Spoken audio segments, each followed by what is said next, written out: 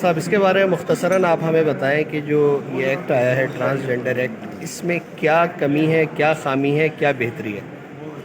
Transgender act 2018 اس کے بارے میں اسلامی نظریاتی کونسل نے بڑی جامع رپورٹ دی ہے، اور ہم نے ان کے کچھ شق جو ہے ان پہ تحفظات کا اظہار کیا ہے۔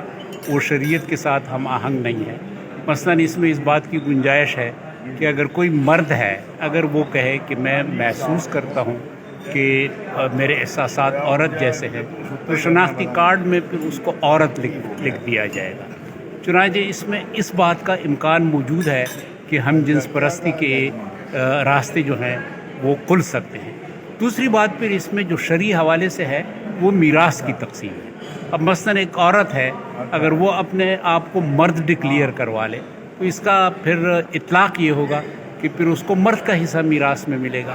تو یقیناً اس میں بڑے مسئلے ہیں، اور اس کا حل یہی ہے کہ دوبارہ اس کو اسلامی نظریاتی کونسل کی طرف ریفر کیا جائے۔